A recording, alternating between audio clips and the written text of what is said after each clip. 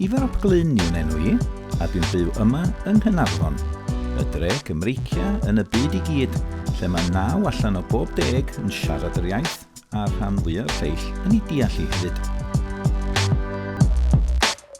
Ond ces I ngeni am magu mewn lle gwahanol iawn, yn Llundain. Mae yna gymuned Gymraeg yn parhau yno hyd heddiw, ac roedd yn nhad a'n mam gi yn rhugl I Cymraeg, na fuon nhw'n byw erioed yng Nghymru. Fy hen dyci oedd y cyntaf I setlo yn y ddinas yn 1886, ac roedd I dad ynta wedi porthmona merlod I Ffair Barnet a'r gyrion Llundain genhedlaeth cyn hynny. Mae'r teulu I gyd yn medru'r iaith, a byddai'n jocian weithiau mod I wedi cael fy magu'n ddwyieithog, achos roedd mam yn siarad iaith Gwynedd a'n nhad yn siarad iaith Ceredigion. Ar ôl ysgol yn Llundain, es i'r brifysgol yng Nghaerdydd I astudio Cymraeg a hanes Cymru. Un o'm mhrofiadau cyntaf o sgwennu mewn midr ac odl oedd llunio geiriau ar gyfer band roc o'n i'n canu yno fo.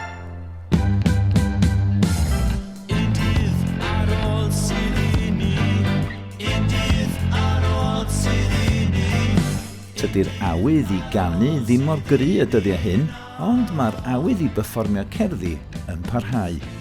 A dwi wedi bod yn ffodus I gael cyflwyno ngwaith ar sawl cyfandir.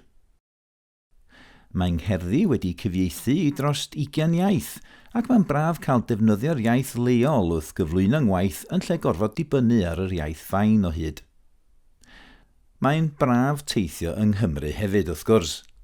O'n i'n rhan o un o'r teithiau barddol cyntaf nôl yn 1986, a dwi wedi gwneud sawl un ers hynny, fel arfer yng nghwmni beirdd eraill o Gymru, ond weithiau yng nghwmni beirdd o wledydd eraill, fel Martin Macandŵr o'r Alban.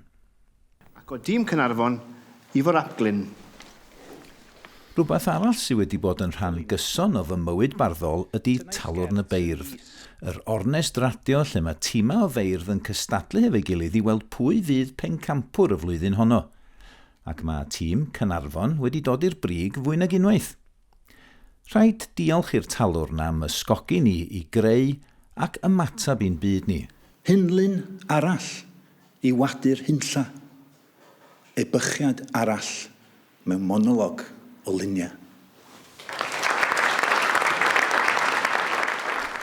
Dros y blynyddoedd dwi wedi cyhoeddi 6 asgliad o gerddi, 1 nofel am fywyd y Cymru yn Llundain, a nifer o lyfrau ffeithiol. Ond fy ngwaith bob dydd oedd cynhyrchu rhaglenni teledu, a'i cyflwyno weithiau ar bob math o bynciau, o dau bach y byd I hanes ceithwasiaeth yn America. Roedd un gyfres, popeth yn Gymraeg, yn arbrawf gymdeithasol I weld a allwn ni deithio o gwmpas Cymru heb ddefnyddio Saesneg o gwbl. Da. Ble roeddech chi'n byw? Rwy'n byw yn y Benni. Mewn rhaglen arall, bues i'n crwydro chwareli Gwynedd lle bydd sawl cenhedlaeth o deulu mam yn gweithio gynt. Mae diwylliant y chwaral, yr unig ddiwydiant trwm yn ein hanes ni fel Cymru oedd yn digwydd yn gyfan gwbl drwy gyfrwng y Gymraeg, wedi ysbrydoli nifer o gerddi gen I.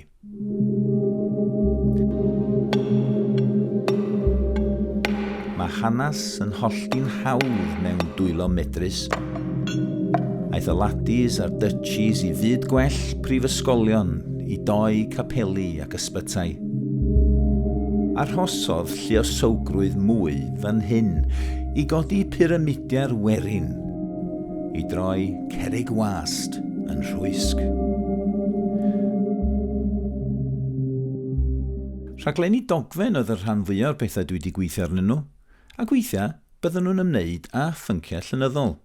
Enghraifft, hanes y bardd Hedd Wyn a laddwyd ger Ypr yn 1917, cyn y gellid I gydeirio am ei awdl fuddigol yn yr Eisteddfod Genedlaethol y flwyddyn honno.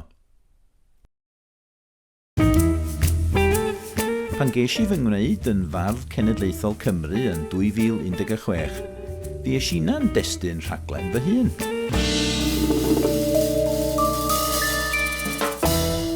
Dyma'r noson y tafluniwyd un o'n ngherddi ar ochr Big Ben. Dwi'n falch iawn o fod yn rhan o Sul y Cofio yma ar Lanau'r Tafwys.